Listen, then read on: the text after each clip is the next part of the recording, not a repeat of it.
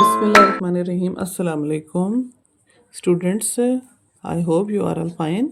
आज हम स्टार्ट करेंगे एक्सरसाइज 1.2 का क्वेश्चन नंबर 4। इस क्वेश्चन नंबर 4 में क्या कह रहे हैं, use the properties of exponents to simplify each of the following, assume that all variable represent positive number, write all result with positive exponents।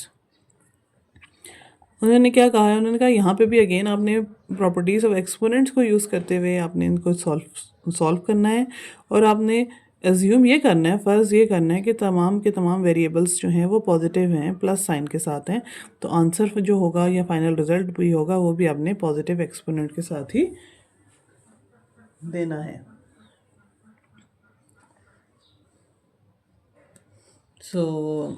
अब हम स्टार्ट करते हैं इस क्वेश्चन को। 16 की पावर 1/5, 16 की पावर 1/4 होल डिवाइडेड बाय 16 की power -3/10। दो एक्सपोनेंट लॉ लग रहे हैं। सबसे पहले प्रोडक्ट लॉ लग रहा है, हम इसको प्रोडक्ट लॉ को सॉल्व करेंगे। उस प्रोडक्ट लॉ क्या होता है कि बेसिस सेम हो तो पावर्स ऐड हो जाती हैं। 16 बेस सेम है, सो पावर क्या होंगी 1/5 प्लस 1/4 ऐड हो जाएंगी। सो आप लिखे हैं बेसिस सेम है, 16 के पावर्स क्या होंगी 1/5 प्लस 1/4 और नीचे आएगा 16 की पावर -3/10। सो यहाँ पे आप इसकी कौन सी प्रॉपर्टी बताएंगे एक्सपोनेंट की, प्रोडक्ट लॉ लग रहा है। सो क्या होता था x की पावर m इंटू एक्स की पावर n, बेसिस सेम थी तो x की पावर m प्लस n, ये प्रॉपर्टी आपने लगाई है। नेक्स्ट स्टेप में चलें तो अगेन 16 बेस सेम है और ये नीचे इसके बेस में भी एक पावर है 3/10, तो नीचे की पावर को हम ऊपर ले जाएंगे तो पावर्स क्या हो जाती हैं, माइनस हो जाती हैं। फिर लिखेंगे 16 के पास ऑलरेडी 1/5 प्लस 1/4 मौजूद था और माइनस नीचे की वैल्यू ऊपर जाएगी तो होगा -3/10। ठीक है, तो यहाँ पे आप इसको प्रॉपर्टी देंगे कि यहाँ पे कोशेंट लॉ लगा है। सो एक्स की पावर m बाई एक्स की पावर n थी। सो इट्स मीन क्या होता है कि जब कोशेंट लॉ में पावर्स की सब्ट्रैक्शन होती है, यहाँ पे देखें सब्ट्रैक्शन हुई है। नेक्स्ट स्टेप में आ जाएँ तो 16 की पावर्स क्या है 1/5 plus 1/4 minus minus plus 3/10। Again अब ये पावर्स जो हैं बाई की फॉर्म में है, तो आपको इसको एलसीएम मेथड से जिस तरह हम सॉर्ट आउट करते थे, सॉल्व करते थे, उसी तरह ही आपने इसको सॉर्ट आउट कर देना। सॉर्ट आउट करने का क्या मेथड है, वो यही मेथड है 5, 4 और 10। ठीक है, जो इसकी बेस की वैल्यूज़ हैं उनका आप एलसीएम ले लें 5, 4 एंड 10 का।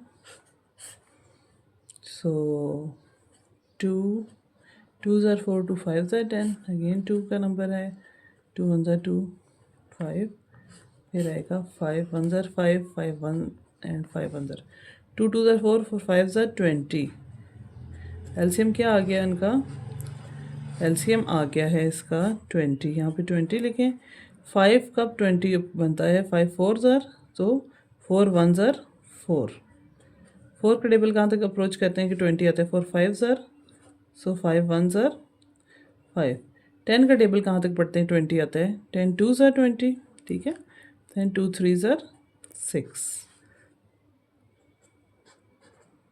इनको एडअप करें, 4 + 5 9, 9 + 6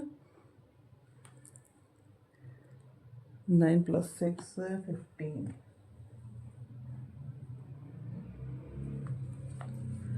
So this will become 15/20।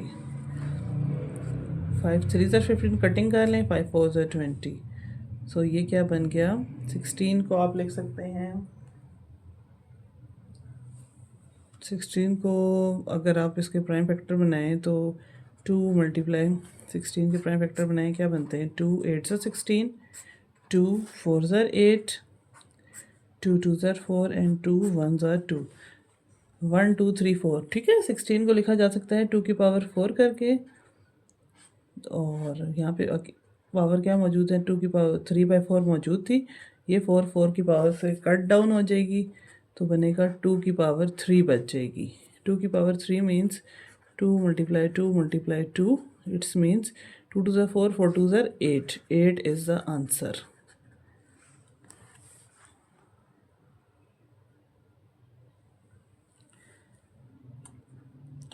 Okay, sorry, आपको ये नहीं ऐड नहीं लिखना, उन्होंने कहा था पॉजिटिव एक्सपोनेंट के साथ लिखना है, तो बस आंसर आपका 2 की पावर 3 पे भी एंड हो जाता है। पावर आ गई पॉजिटिव के साथ, आ गई सिंगल पावर आ गई पॉजिटिव नंबर के साथ, सो 2 की पावर 3 ही इसका आंसर है।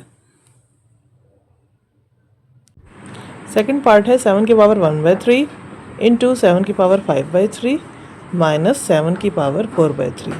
अब 7 की पावर 1/3 मल्टीप्लाई हो रहा है बट विद नेगेटिव पावर है, तो सबसे पहले हम जो कर सकते हैं कि नेगेटिव पावर को पॉजिटिव करते हैं। उस अगेन वो कैसे होगी, जब 7 की पावर 1/3 को हम डिनोमिनेटर में ले जाएंगे। पहले लिखेंगे 7 की पावर 5/3 माइनस 7 की पावर 4/3 होल डिवाइडेड बाय 7 की पावर 1/3। अब यहाँ ये पावर 1/3 हो जाएगी क्योंकि ये ऊपर से नीचे ट्रांसफ़र हुई है। सो बेसिस सेम है, आप क्या कर लेते हैं, इसको सेपरेट कर लेते हैं।